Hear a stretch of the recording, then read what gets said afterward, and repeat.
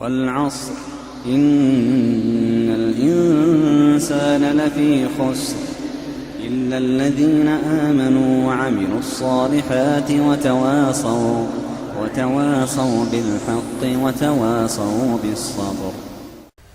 وعن بهز بن حكيم عن أبيه عن جده قال رسول الله صلى الله عليه وسلم: ويل للذي يحدث فيكذب ليضحك به القوم ويل له ثم ويل له. Так от Бахза ибн Хакима, от его отца, от его деда, который сказал посланник Аллаха, саллаллаху алейхи вассалям: горе человеку, который рассказывает и лжет для того, чтобы посмешить людей. Горе ему, и затем горе ему. Говорит он, хадис передали трое, его иснад является сильным, иснаду кауи. То есть этот хадис является доводом. Этот хадис не слабый хадис. Не слабый хадис. Сказано: «Вейлю лаху, вейлю лиллязи юхаддису фаяксиб». Горе тому, кто рассказывает и лжет. Вейль. Что такое вейль? Вейль – это такое слово, которое является дуа, то есть мольбой. Хорошо? Но мольбой какой? Дуа, что здесь? Просьба о чем здесь? Просьба для него блага? Нет. Вейль, наоборот, просьба для человека чего? Горе, несчастье. Хорошо, вейль, горе ему. Второе значение, что вейль – это такая долина, которая есть в аду. То есть человеку будет долина в аду. Попадет вот в эту долину в аду, которая называется вейль. Итак, вейль, первое значение его – это галяк, то есть гибель. Хорошо? И вейлю лягу, то есть гибель ему – это дуа. Дуа против этого человека. Второе значение вейль – это что? Долина в аду. Итак, человек, который делает то, о чем здесь сказано, ему будет вейль. Вейль – это либо гибель, либо что? Либо долина в аду. Да упасет Аллах субхану ва тааля. Так сказано, который рассказывает. Не сказано, кому рассказывает. Ну, конечно, он рассказывает кому. Рассказывает людям. Рассказывает и лжет. Что такое ложь? Ложь – это говорить что-то, что не соответствует реальности, как оно есть. Это ложь. Для чего он делает это? Чтобы посмешить людей. Чтобы им было смешно. То есть его речь, то, что он говорит, у него нет никакой основы в реальности на самом деле. Но он что-то такое выдумывает, лжет, чтобы люди смеялись. Хорошо? То, чего не было, то, что является ложью, чтобы рассмешить людей. Вейлю лаху сумма вейлю лаху. Горе ему или гибель ему, и затем снова гибель ему. На что указывает этот хадис? Хадис нам указывает на то, что лгать с целью посмешить людей – это харам, это запрещено. Более того, это из великих прегрешений. Откуда мы берем, что это из великих прегрешений, а не просто из малых грехов? Потому что есть за это специальное наказание. Сказано гибель ему, или, другое понимание, долина в аду ему за это. Отсюда мы делаем вывод также, что вообще ложь сама по себе, она является запрещенной. Это не то качество, которое присуще верующим. Это качество мунафиков. Это качество лицемеров, как на это указывается в хадисе Абдулла ибн Аса от пророка алейхиссалату вассалям.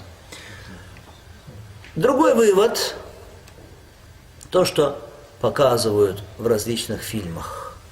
Когда снимают фильм про какую-то личность, про какого-то человека, и начинают показывать, как будто бы его биографию, что он делал, что он говорил. На самом деле человек этого не говорил, не делал. То есть сами они выдумывают это.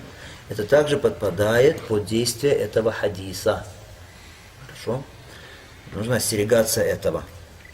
Другой вот из этого хадиса, посмотрите, «Вейлюн лаху, сумма вейлюн лаху», горе ему, затем горе ему, повторение слов.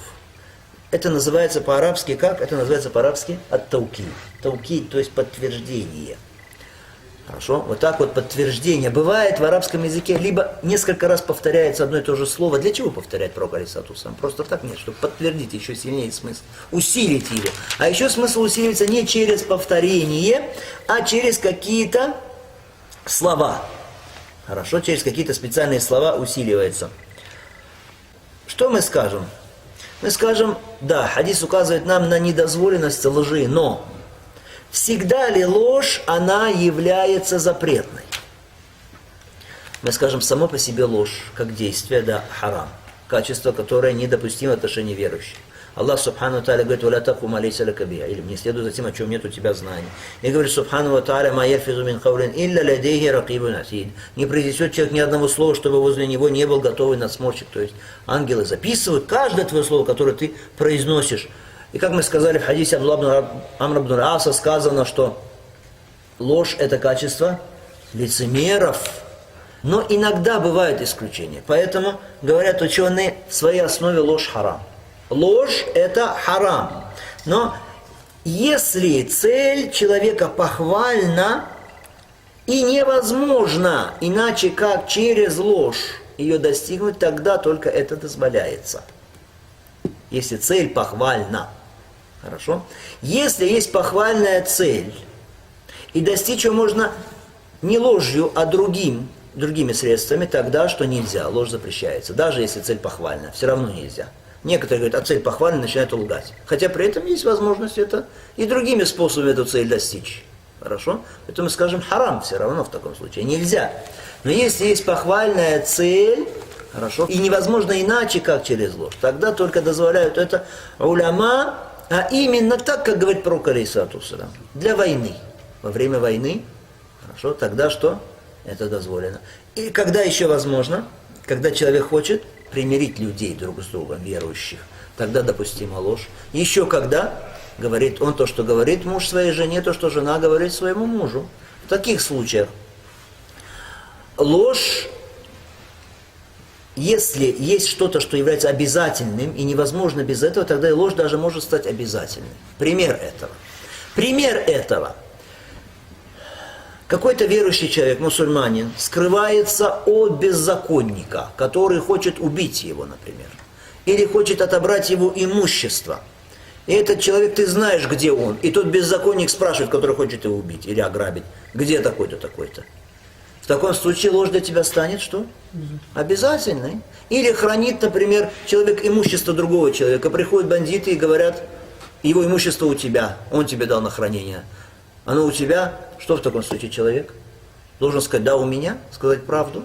Нет, не скажет. В таком случае разрешается ложь. Хотя уляма говорят, даже в таких случаях, которые мы с вами перечислили, лучше не ложь, а то, что называется таурия. Что такое таурия? Таурия – это когда говоришь какие-то слова, которые сами по себе являются правдой, но тот другой понимает их не так, как ты имеешь в виду. Его понимание не соответствует реальности. А ты имеешь в виду то, что соответствует реальности. Это называется таурия. Хорошо? Такие слова двусмысленные, которые имеют два смысла. Один правильный, другой неправильный. Ты имеешь в виду правильный смысл, но тому видится неправильный смысл. Это называется таурия. Например, пришел грабитель и говорит, у тебя деньги такого-то, на хранение он тебе дал. И человек говорит, ничего у меня в руках нету. Ничего нет в руках у меня. Хорошо. Имейте в виду, что сейчас в руке, внутри там ничего нет у него. Хорошо. Это будет таурия. Понятно? В таком смысле, такого рода. Там уже мудрый человек знает, как сказать. Не знает, что это один такой пример только есть. Иначе бандиты тоже выучат это и будут понимать уже потом, о чем идет речь. Мы говорили только что, Кульсум, что пророк алейхиссалату вассалям, как сказано, муслима не разрешал ложь. Не слышал, говорит она, чтобы он разрешал ложь когда-нибудь, кроме как 3 случая. Фильхарб, когда есть война. Мы знаем пророка алейхиссалату вассалям, когда так рассказывают в Сирии, что когда его спросили, откуда вы, он сказал, что? Не сказал племя свое, или что он из Медины, а сказал, что? Да, минальма, то есть из воды, он сказал. Он имел в виду, из воды мы созданы, а те поняли, что такое племя есть, такой род есть, вода, ма, хорошо, есть такое племя. Во время войны можно.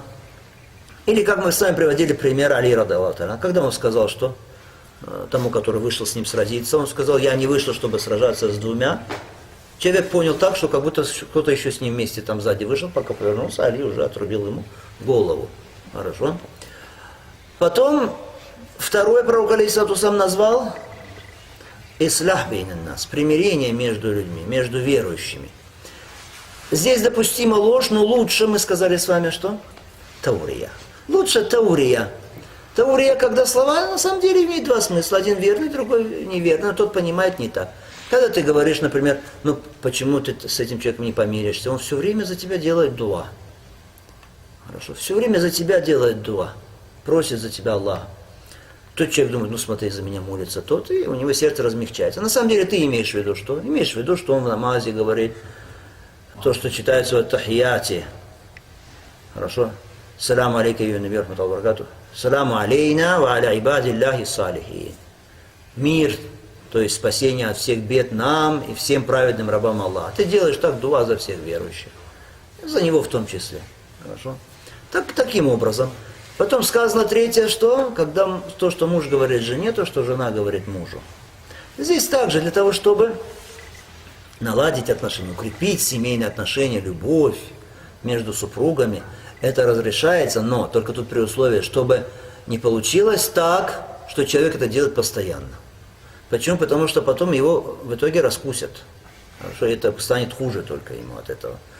Во-первых. Во-вторых, при условии, чтобы